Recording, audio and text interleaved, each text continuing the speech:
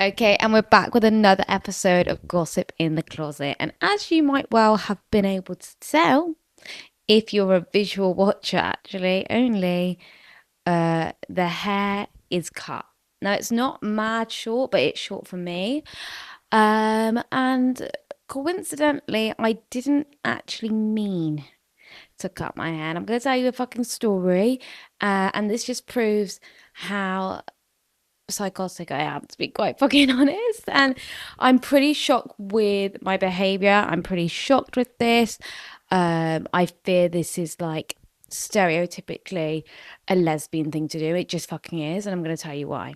Because last night at dinner, my girlfriend and I were having a chat, and she's been going on about getting a haircut.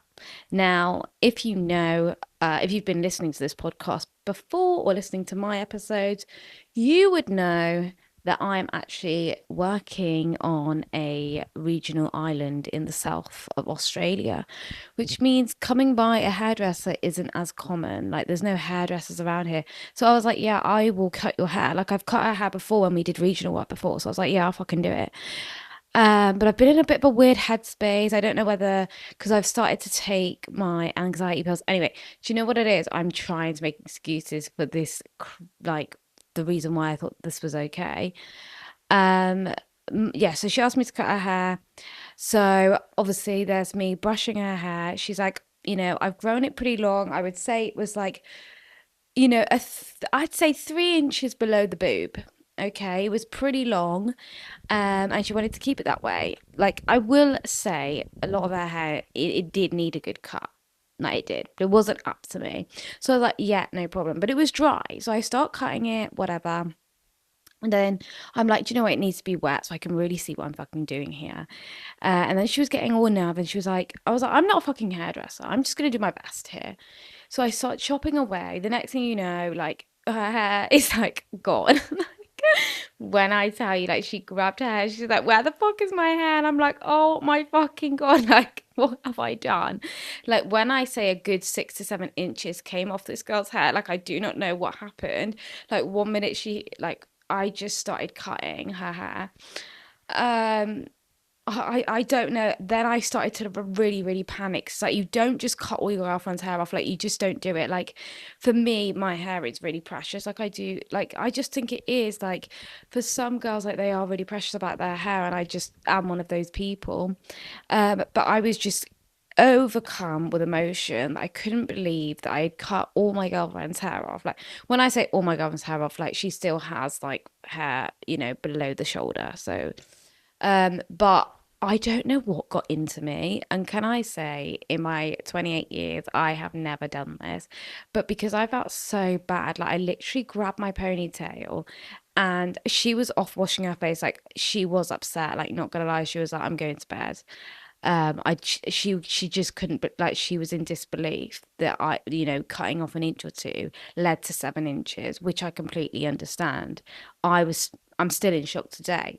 So I grabbed my ponytail, I got it over the bin, and I fucking chopped off I grabbed like a fistful of hair at the bottom of my hair. Bear in mind I've got long hair, but I just literally just chopped it off in the bin.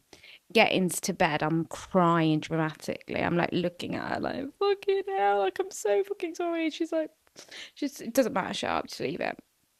And I'm so fucking sorry. And then I'm like, I cut my own hair. Like, this is screaming toxic. Like, I'm not even joking, it's screaming toxic.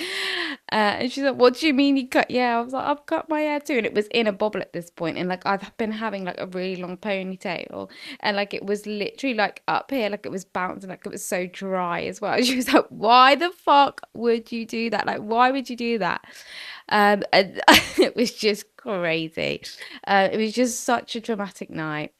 But this is you'd have to watch the visual to see, but like this is the end result. I've leveled it out. It doesn't look that bad. Kelly's now leveled her hair out. I think it looks gorgeous. Do you know what I said? I did you a fucking favor in the end, because I didn't sleep that night. Because in my head, like I only cut it and then she put it up and she didn't want to hear about it. And I hadn't seen her hair in 2 days. And I was like, I need to see what I did. Because in my head, like I had really dramatized the situation. I was like, literally, this girl has no hair. It actually looks really nice. It looks luscious, gorgeous. Like, don't get me wrong, like it looks a little bit choppy. But I think it's really given her some volume in the old head. So, thank me later. Do you know what I mean? Um, but yeah, I think Mia asked me a questiono and I've forgotten it. So I have to go and head back to that, which is slightly annoying. So give me a minute.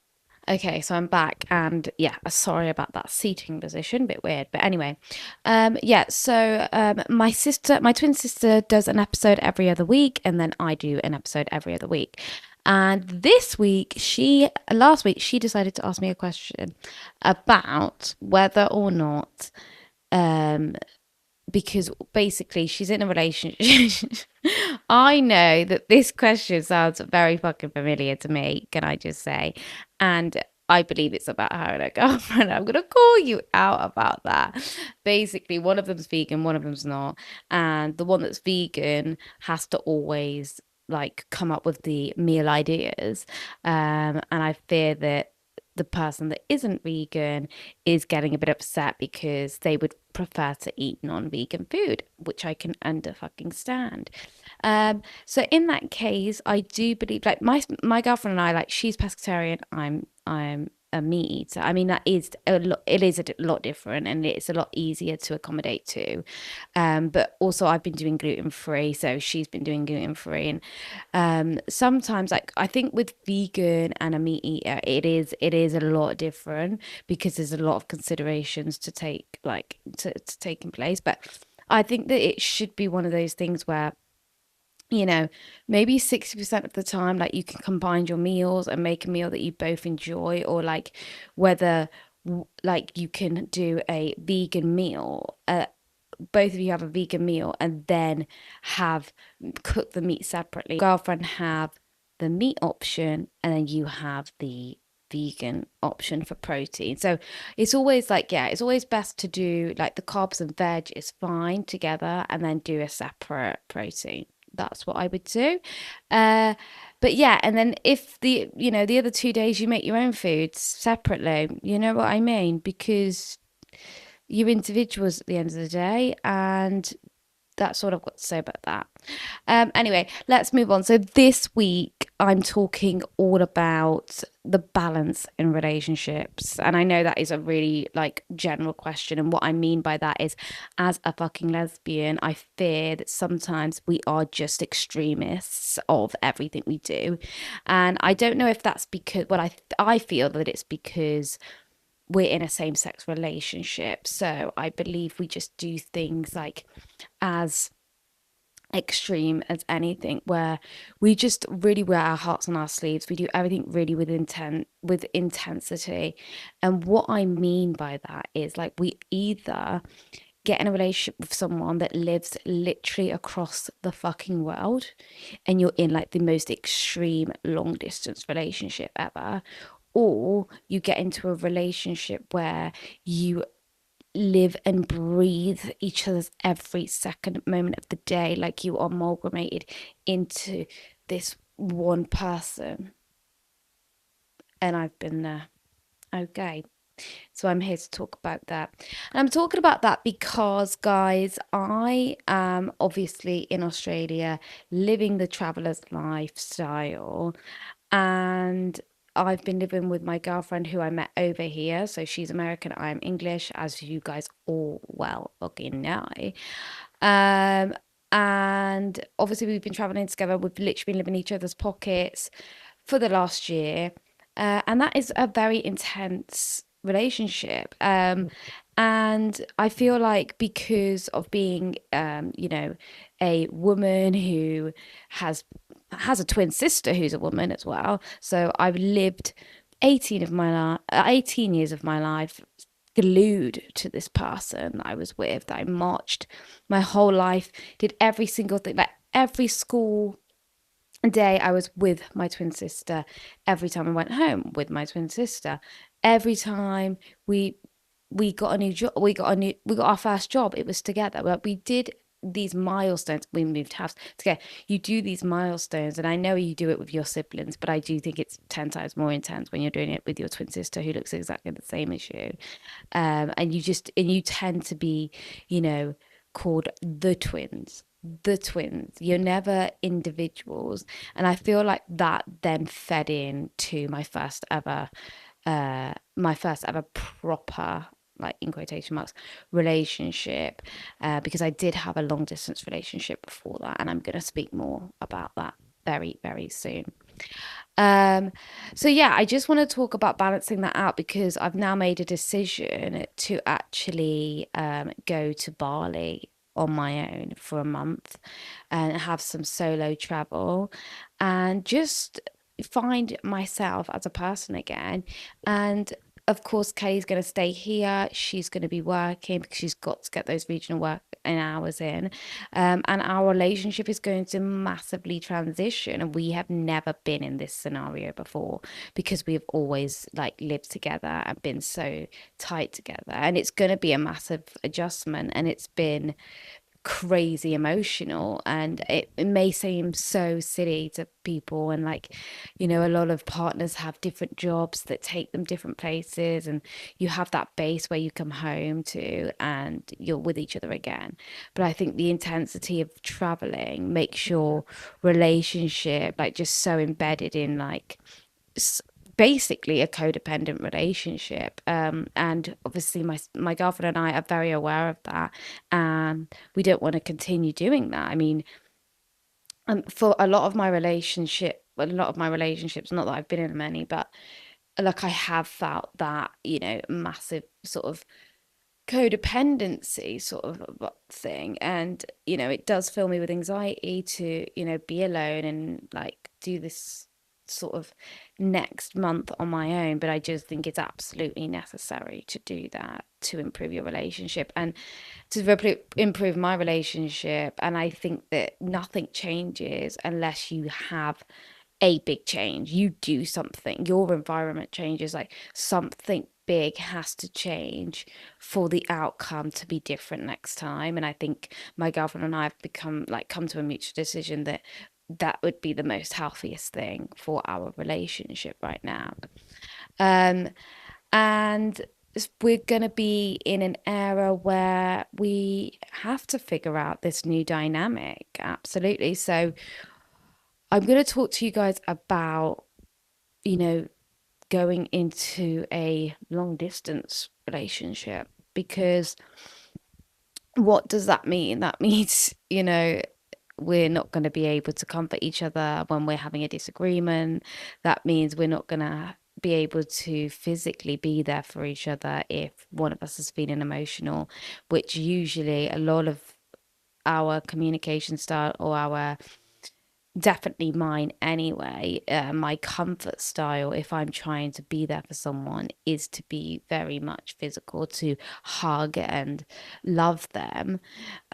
So that means our communication is definitely going to change. That means we are going to be reliant on messaging and FaceTiming and checking in to and be there for each other. But it's also going to allow us to be able to become like a better version of ourselves without being reliant on the other person to comfort us. And I think that, you know, that is going to just make us stronger as human beings, individually and in the relationship. So we can actually show up for each other in a much like better way, if that makes sense. And it's going to teach us how to communicate better, because I feel like it is tricky, because I think that long distance relationships do work at the beginning of a relationship, because I feel like it's so exciting at the beginning. Like you're really excited to text each other. Like there's not a lot of expectation there because your relationship's very fresh. So it's like, oh, that really that exciting thing where you're going to FaceTime each other and tell each other what you're going to do and get to know each other. Whereas I feel like I'm not sure how this is, because this is definitely new territory for me, because like I said, I've been in a long distance relationship before when I was, oh my God, this was my first ever relationship. I was 17, 18 years old, and we lived 2 hours away, 3 hours away. And I didn't have a car at that point. So I think I was, coaching it or training it, and it was taking ages. But a lot of the time we would argue on text. And I think that that was just because our communication was just rubbish because we and that was more towards getting 3 months in, because at the start it's all excited and you just want to text each other and FaceTime each other, and then it gets to the point where you're like, you miss each other and you're getting agitated because, well, why didn't you message me when you finished work that day? Or oh, well, you were out with your mates, all right, and well, I saw you online but you didn't respond to me, and all of these things. And I do have a massive text anxiety problem,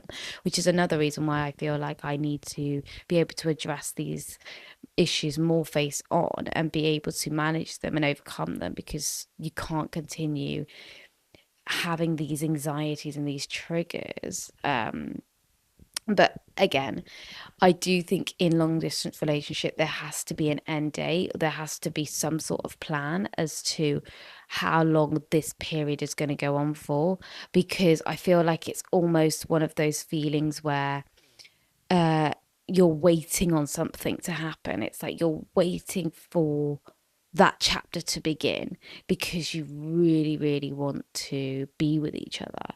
So I feel like it's nice in that case, in that sense, because we've been so together. So it's like now we can try to enjoy having the space that we probably need, but also we're just so not used to being so separate. So it's definitely going to be scary. It's going to be adjustment. But I'm going to a wellness hostel for 3 nights when I first get there, which I'm so excited about.